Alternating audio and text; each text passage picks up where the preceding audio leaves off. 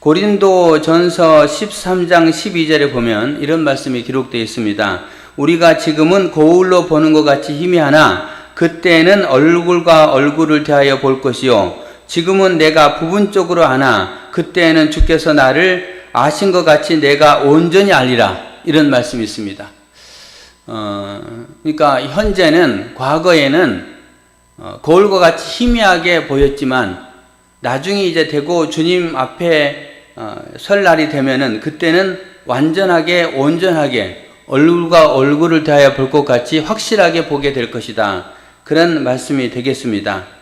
사도 바울이 이렇게 표현한 이유는 과거의 거울, 그때 당시에 사용한 거울은 지금과 같이 선명한 거울은 아니었다는 겁니다.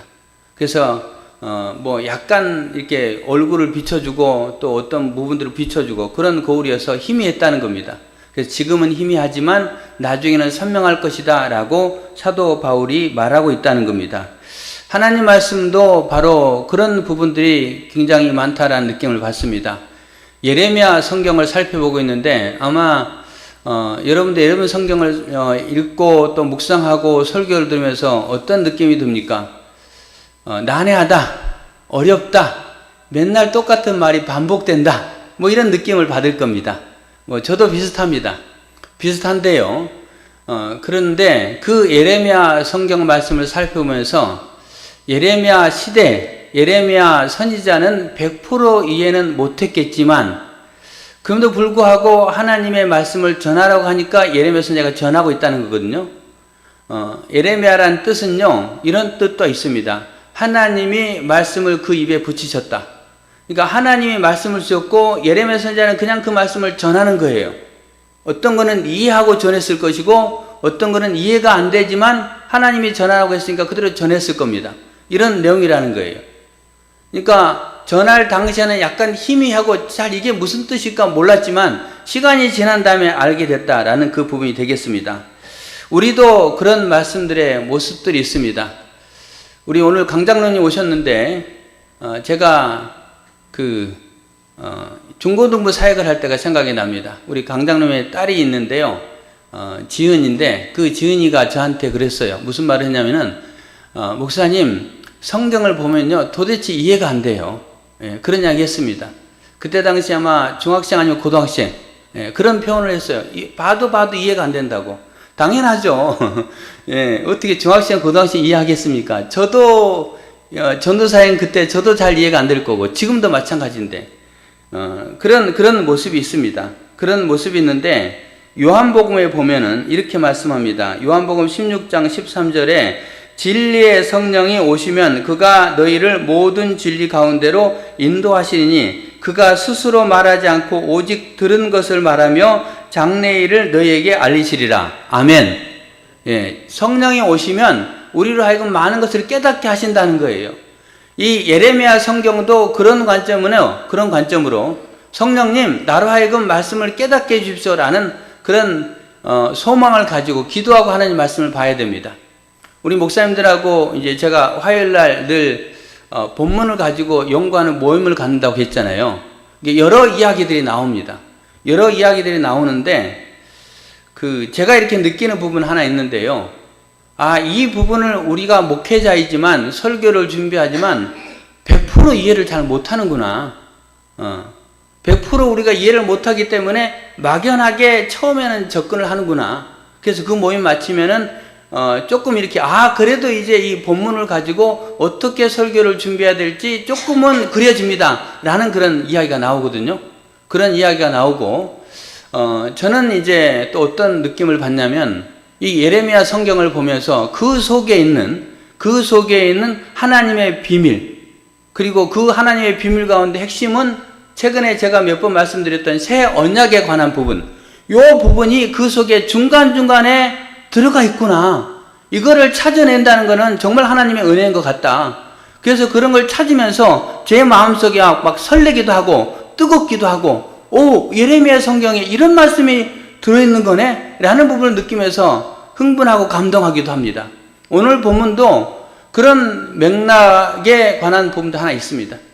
그래서 하여튼 하나님은 우리로 하여금 희미하게 보일지 모르지만은 나중에 선명하게 명확하게 보게 하실 거고 예레미야 선지자가 봤던 그때 당시의 그 말씀보다 우리는 더 선명하게 보는 그런 시대에 살고 있다. 여러분 그런 것에 대해서 확신하시길 바랍니다. 그래서 오늘 말씀을 통해서 그런 부분들을 한번 살피면서 말씀을 보도록 하겠습니다. 예레미야 46장부터 51장까지 10개 나라에 대한 심판, 멸망에 관해서 하나님이 말씀하셨습니다. 마지막 50장과 51장은 바벨론의 멸망에 관해서 말씀합니다. 바벨론, 이 바벨론이라는 나라는요, 주전 627년에 나보폴라살이라는 왕이 세웠습니다. 그때는 이제 큰 나라가 아니었지만 나중에 주전 605년에 두 번째 왕이었던 느부갓네살 왕, 이 느부갓네살 왕이 아수르라는 나라를 정복합니다. 주전 605년에는요, 아수르라는 나라도 멸망하고 그리고 남유다도 바벨론의 침략을 받아서 항복하는 그 시점입니다. 그래서 바벨론 1차 포로가요, 주전 605년에 포로로 끌려갑니다. 세 번에 걸쳐 포로로 끌려가는데 첫 번째 포로로 끌려간 게 주전 605년이에요. 그 605년에 바벨론이라는 나라는 대제국을 이루게 됩니다. 그리고 시간이 흘러서 이제 다니엘 성경에 벨사살 왕이라고 등장합니다. 벨사살 왕이 교만했고 하나님은 이 벨사살 왕을 마지막으로 바벨론을 무너뜨리죠. 그게 주전 538년입니다. 바벨론의 역사는 88년의 역사를 가지고 있습니다. 미국의 역사는 몇 년 정도 지금 진행될 것 같습니까? 미국이 건국한 해가 언제일 것 같습니까? 대한민국 건국일로 이번에 막 시끄러웠죠. 광복절에. 미국의 건국일은 주전이 아니고 1771년입니다. 그럼 미국 역사가 얼마나 됐어요? 한 200년 흘렀잖아요. 그리고 아직도 많이 흐를 것 같잖아요. 예, 미국은 난 대단한 나라예요. 대단한 나라인데 그에 비해 이 바벨론이라는 나라, 그 나라는 88년의 시간에 그 운명이 이제 끝나게 되는 그런 모습으로 전개가 됩니다. 그렇게 이제 바벨론의 역사가 전개가 되는데 이 바벨론 역사 가운데 예레미야 51장과 52장은 바벨론의 멸망에 관해서 말씀하고 있다라고 했습니다. 하나님이 바벨론을 심판하실 것이고 바벨론이 멸망당할 것이다 라고 말씀하십니다. 그렇다면은 바벨론은 왜 멸망을 당했을까? 라는 부분들을 우리가 살필 수 있겠죠. 오늘 본문 예레미야 51장 5절부터 10절 말씀까지 봤는데 1절부터 4절 말씀까지도 바벨론의 멸망에 관한 이야기를 하십니다. 바벨론이 과거에는 너희들이 키를 가지고 다른 나라를 키질했다면 이제는 하나님이 그 키를 가지고 바벨론을 키질할 거다라고 말씀하십니다. 예레미야 50장에는 바벨론은 어떤 존재냐면요, 세계의 망치였다라고 표현합니다. 바벨론이 세계의 망치였지만 하나님이 그 망치를 부서뜨리겠다라고 말하면서 바벨론의 멸망을 이야기합니다. 바벨론이 멸망당한다는 예언을 말씀하고 있다는 거예요. 바벨론의 멸망이 왜일까요? 라는 부분들 살펴보면은 이렇게 이야기해 볼 수 있습니다. 예레미야 50장 23절에 보면은 바벨론에 대해서 벨을 심판할 것이고 무로닥을 심판할 것이고 이런 말이 있습니다. 여러분 그 큐티에 열심히 동참하면 그래도 제가 말하는 게 조금은 더 잘 들어옵니다. 근데 전혀 큐티를 안 하시면요, 막 벨이 나오고 무로닥이 나오고 그리고 뭐 세계의 망치가 나오고 키질이 나오고 이게 잘 이해가 안 돼요. 그럼 빨리 설교에 흡입이 안 될 겁니다. 여러분이 이렇게 들어오지 못할 겁니다. 하여튼 그래서 큐티 열심히 하시기 바랍니다. 예, 한번 따라해 주십시오. 큐티 열심히 합시다. 열심히 해야 돼요. 그래야 따라오는 거죠. 예, 그래야 이게 뭔 내용이 조금 이해가 되는 거예요. 안 그러면 지금 막 이상한 말만 자꾸 생소한 단어들 이야기 하잖아요. 여러분 큐티를 열심히 하면은 말씀의 이해도 쉽고 이해가 쉬우면은 또 하나님의 은혜를 더 붙잡기가 쉽습니다. 내 삶이 더 풍성해지고 행복해지고 든든해진다는 거예요. 그래서 여러분 말씀을 늘 가까이 하는 교우들 되길 바랍니다. 거기에 보면은 이제 예레미야 50장에 보면은 벨을 심판할 것이고 무로닥을 심판할 것이라고 말합니다. 벨은 태풍의 신, 무로닥은 이제 태양신 이걸 말합니다. 그래서 신에 대한 심판을 이야기합니다. 근데 그 성경에 보면요, 하나님이 어떤 나라를 심판할 때에 그 나라의 신을 심판하는 모습이 많이 등장합니다. 출애굽 과정을 통해서 10개의 재앙이 전개되잖아요. 그 10개의 재앙은요, 10개의 신에 대한 심판입니다. 예레미야 48장에 보면은 모압의 신 그모스가 나옵니다. 그모스. 모압의 신 그모스가 나오는데 그 그모스가 바벨론에 포로로 끌려갈 것이다 라고 말합니다. 신이 포로로 끌려갈 것이다 라고 말해요. 신에 대한 심판을 말하는 겁니다. 여러분, 이렇게 신에 대한 심판을 말씀하시는 이유는요, 역대하 말씀에 보면은, 역대하 20장 15절에 보면은 하나님은 어떤 신이라고 되어 있냐면요, 전쟁은 하나님께 속하였나니 라고 말하면서 하나님을 전쟁의 신으로 표현합니다. 전쟁의 신으로. 그렇게 표현하는 이유는 뭐냐면요, 당시에 그 나라가 멸망당한다는 것은 그 신이 망했다, 그 신이 그 민족을 구원하지 못했다라는 그런 개념들, 그런 생각들을 가지고 있었기 때문에 신에 대한 심판을 이야기하는 겁니다. 그래서 모든 신 가운데 최고의 신, 아무리 여러 신들이 전쟁을 벌일지라도 그 전쟁의 주관자는 하나님이다라는 표현을 하고 있는 거예요. 그래서 벨을 심판할 거고 무로닥을 심판할 것이다, 그 신을 심판할 거다, 결국은 바벨론이 멸망당할 것을 말합니다. 이것은 쉽게 말한다면은 바벨론이 멸망당하는 이유는 하나님을 믿지 아니하고 우상 숭배하고, 그래서 벨과 모르닥 신을 섬겼기 때문에 하나님이 심판하신다라는 말입니다. 그리고 또 하나 더 나아가서 예레미야 50장 28절, 그리고 오늘 본문 앞부분 예레미야 50장 28절, 그 다음에 오늘 예레미야 51장 11절에 보면은 성전의 복수라는 단어가 등장합니다. 성전의 복수.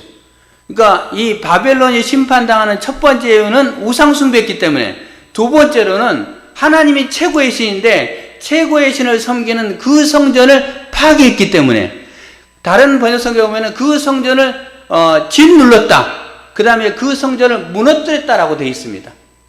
결국은 하나님을 섬기는 것을 대적했기 때문에 하나님이 심판하신다라고 말씀하고 있다는 거예요.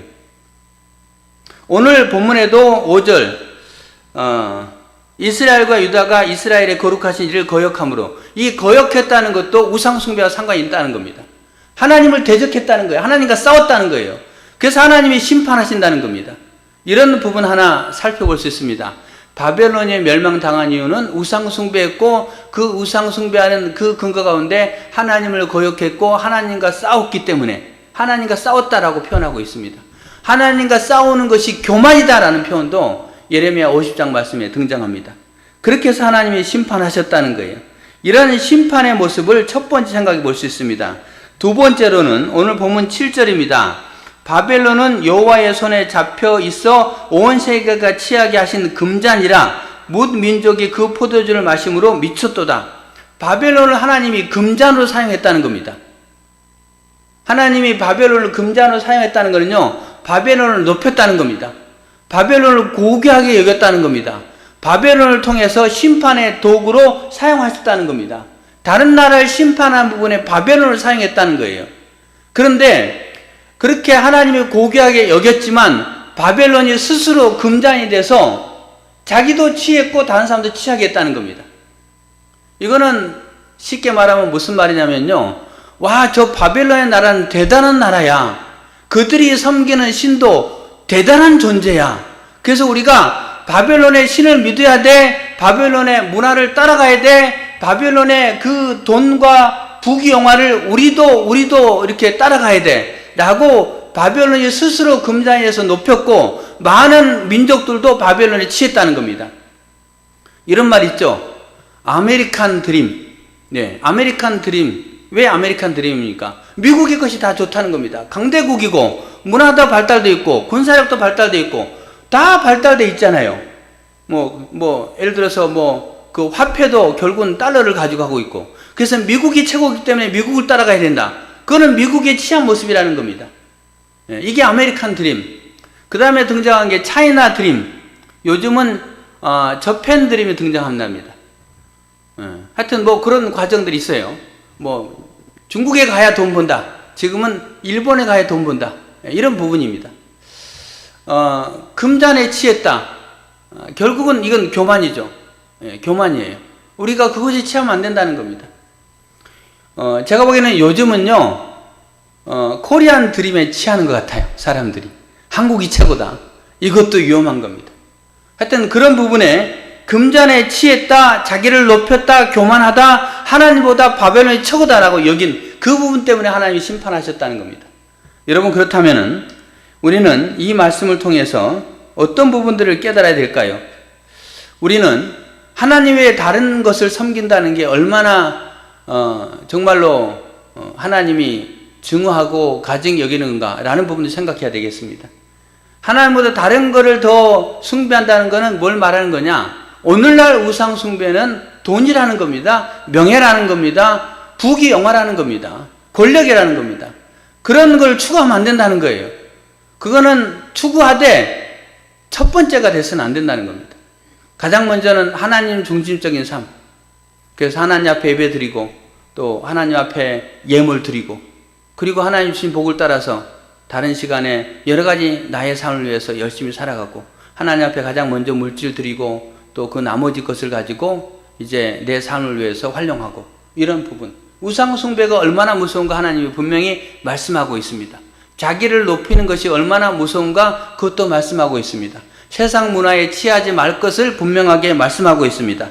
오늘 말씀을 통해서 귀한 깨달음을 가지고 믿음을 가지고 살아가는 우리 귀한 분들 되기를 바랍니다.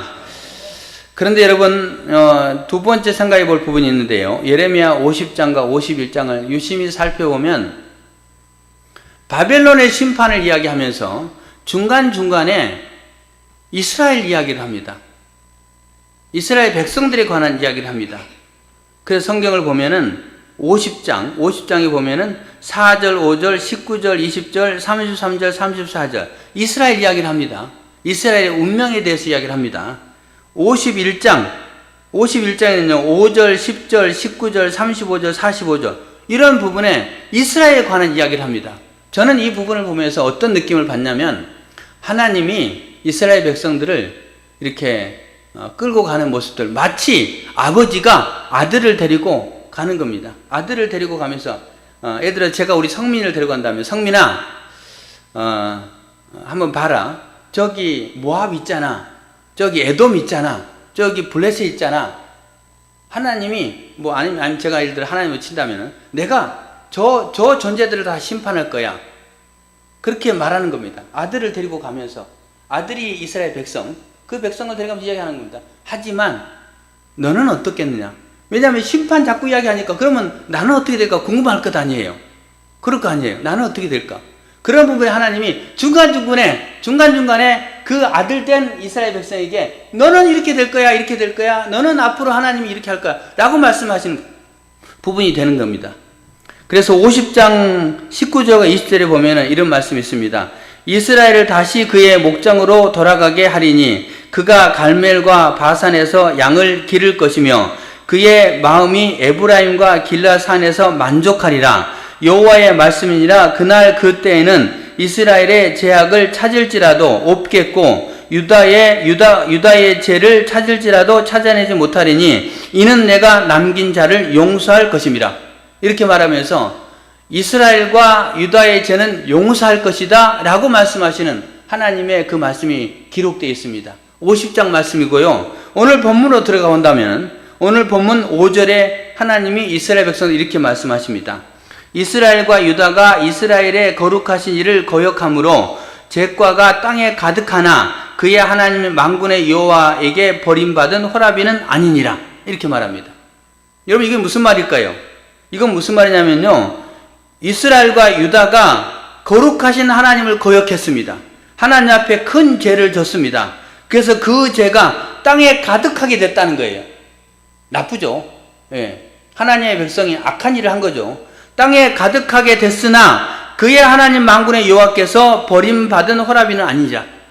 하나님이 호라비와 같이 버리지는 않겠다라는 말입니다. 이스라엘의 죄가 가득 차 있지만 하나님이 버리지 않겠다는 말이에요.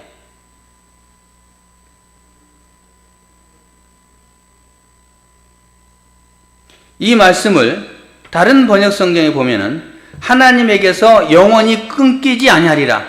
그리고 하나님 만군의 주께 버림을 받은 것이 아니라 이렇게 표현합니다. 그러니까 그 백성이요 악하고 나쁜 짓을 했지만 바벨론을 심판하고 모압을 심판하고 블레셋을 심판하고 다 심판하지만 이스라엘만큼은 하나님이 택한 그 백성만큼은 하나님이 호라비와 같이 버리지 않다는 거예요. 호라비. 예, 호라비 여러분 불쌍하죠. 예. 아내가 먼저 세상을 떠났다면 혼자 있는 남자는 정말 불쌍합니다. 호라비도 불쌍하고요. 다른 번역성에 보면 과부로도 나옵니다. 과부도 불쌍하죠. 예, 어떻게든지 불쌍합니다. 불쌍한데요. 하나님이 그렇게 호라비와 같이 버리지 않겠다라고 말합니다. 이스라엘 백성들은 그렇게 하지 않겠다는 거예요. 여러분, 이것은 하나님을 믿는 우리에게도 해당됨을 믿으시길 바랍니다.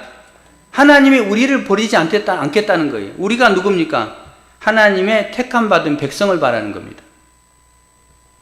로마서 8장 28절에 우리가 알거니와 하나님을 사랑하는 자 곧 그 뜻대로 부르심을 입은 자들에게는 모든 것이 합력하여 선을 이루느니라.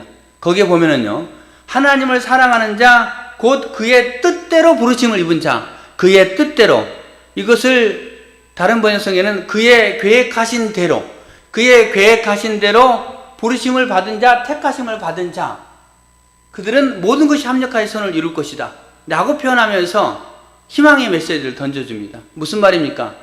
우리가 하나님의 택하심을 받은 자이다면 우리를 버리지 않는다는 거예요. 여러분 이 사실을 믿으시길 바랍니다.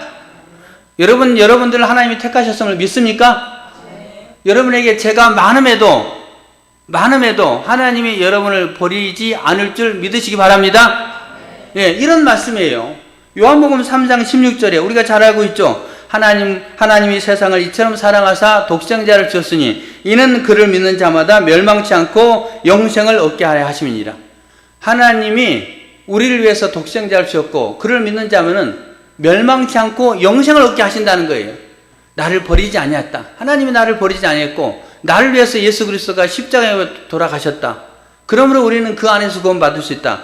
이런 약속의 말씀을 지금 바벨론의 심판을 말씀하시면서 중간중간에 아들아, 이스라엘 백성아, 너는 그래도 너도 똑같이 죄가 가득하지만 그럼에도 불구하고 너는 버리지 않아. 왜? 너는 내가 택했잖아.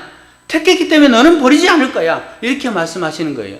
오늘 우리에게 말씀하고 계심을 믿으시길 바랍니다. 여러분 누가복음 15장에 보면은 집을 나간 두 번째 아들 등장하잖아요. 네, 아버지에게 유산, 자기 아버지의 상속분 가운데 자기에 해당되는 그런 분량을 달라고 하고 그거 가지고 집을 나가버리잖아요. 그리고 허랑방탕하게 살잖아요. 그러다가 쫄쫄 굶고 있는 가운데 자기 아버지가 다시 생각나서 집으로 돌아오려고 할 때에 내 아버지 집에 돌아가야 되겠다. 그곳에 가서 혹여 내가 내 아버지의 집에 종이 될지라도 나는 그게 더 나을 것 같다. 지금 이건 여기서는 도저히 살 수 없다. 라는 마음 가지고 아버지에게 가잖아요. 그때 아버지가 어떻게 합니까? 둘째 아들. 그 아들은 지 목 가지고 다 나갔어. 이제 쟤는 내 아들 아니야. 내가 호적에서 파버릴 거야. 이제는 나는 제 아들이 기억지도 않을 거야. 그렇게 하고 있었습니까? 그렇지 않잖아요. 그 아버지가 둘째 아들이 돌아오기를 기다리잖아요. 그리고 둘째 아들이 저 먼 발치, 동네 먼 발치에서 이제 보일 때에 그 아버지가 신발도 신지 않고 나가서 그 아들을 부둥켜 안잖아요. 그 아들에게는 무슨 냄새가 날까요? 예, 무슨 냄새? 예, 돼지 쳤잖아요. 예, 이게 돼지 냄새 났을 거예요.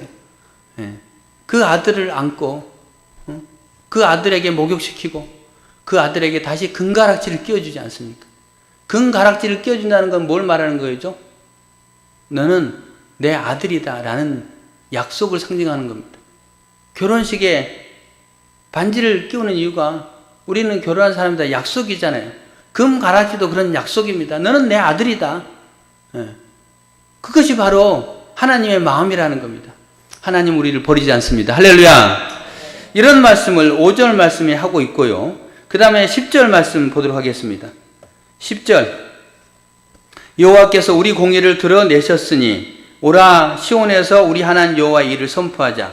거기에 보면요 여호와께서 공의를 드러내셨다라고 표현합니다. 여호와께서 공의를 드러내셨다. 여기에 만약에요, 우리 공의라는 표현이 없이 그냥 공의라고 표현했다면요, 어떤 공의냐면은 하나님을 섬기지 않고 우상 숭배한 바벨론 심판, 교만한 자들 심판, 그리고 성전을 파괴한 자들 심판, 이 심판을 말하는 공의입니다. 여기에 지금 여호와께서 공의를 드러내셨으니 라고 표현되어 있다면, 그런데 거기에 여호와께서 공의를 드러내셨으니 라고 표현되어 있지 않고 우리 공의를 드러내셨으니 라고 말합니다. 우리 공의, 누구의 공의입니까? 이스라엘 백성들의 공의입니다. 하나님이 이스라엘 백성들을 너희들은 공의롭다라는 걸 드러내셨다는 거예요. 아니, 이스라엘이 뭐가 공의롭습니까? 이스라엘은 절대로 공의롭지 않습니다. 그들은 죄로 가득 채웠잖아요. 땅에 죄로 가득 채웠다라고 5절에 말하고 있습니다. 죄로 해서 마땅히 죽을 수밖에 없는 존재라는 거예요. 그런데 하나님이 우리 공의를 드러내셨다라고 말합니다. 이건 무슨 말이냐? 공의의 하나님이 바벨론은 영원한 심판을 두고서 멸하셨지만 하나님이 택한 그 백성은 그 공의의 그 모습을 대신 맡아주셨다는 거예요.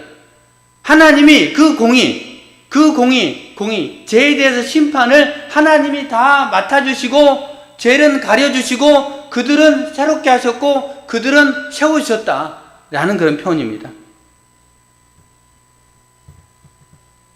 첫 번째 살펴볼 수 있는 부분은요, 좀 난해하다. 우리 공의를 어떻게 드러냈을까? 이렇게 생각할 수 있는데, 그 공의는 하나님이 베푸신 은혜입니다. 여기서 우리가 생각나는 성경 구절이 있습니다. 에베소서 2장 8절 9절. 너희가 그 은혜에 의하여 믿음으로 말미암아 구원을 얻었나니 이것은 너희에게서 난 것이 아니요 하나님의 은혜라. 하나님의 선물이라. 행위에서 난 것이 아니니 이는 누구든지 자랑하지 못하게 함이니라. 우리가 그 은혜에 의하여 믿음으로 말미암아 구원을 얻었나니 하나님의 은혜로 구원을 얻었다는 겁니다.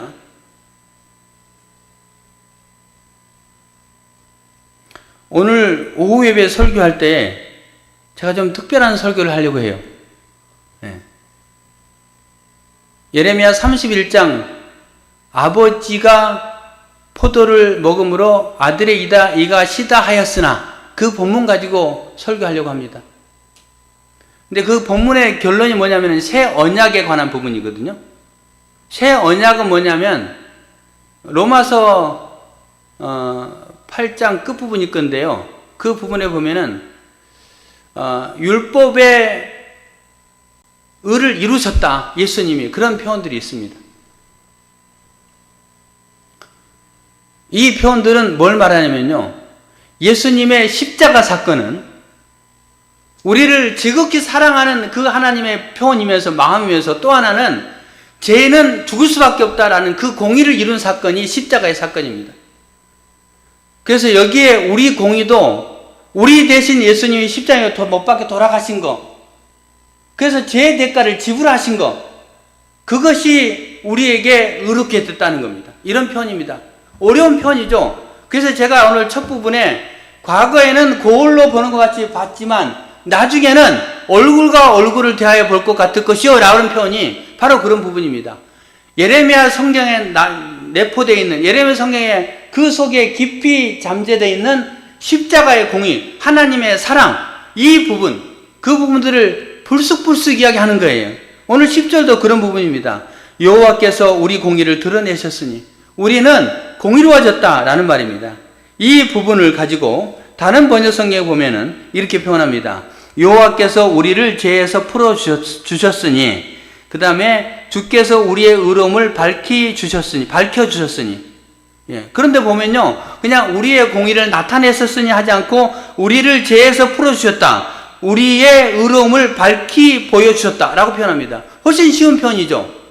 결국은 하나님이 우리의 죄를요, 우리의 죄에서 풀어주셨다라는 말입니다. 주님은 우리를 죄에서 풀어주셨기 때문에 결국 우리가 뭐가 되냐? 우리는 그 안에서 자유함을 누릴 수 있다. 너희들은, 이스라엘 백성 향해서 너희들은 원래 죄가 많지만 너희들의 죄에서 내가 풀어줬어 라고 말씀하시는 거예요. 내가 풀어줬어 라는 말은 무슨 말이냐? 하나님이 그 일을 맡아주셨다라는 말입니다. 죄를 맡아주셨다라는 말이에요. 그리고 오늘날 우리는 복음의 근거에서 말씀드린다면 예수님이 우리의 죄를 대신 맡아주셨다는 겁니다. 그래서 우리는 죄에서 해방됐다는 거예요. 할렐루야!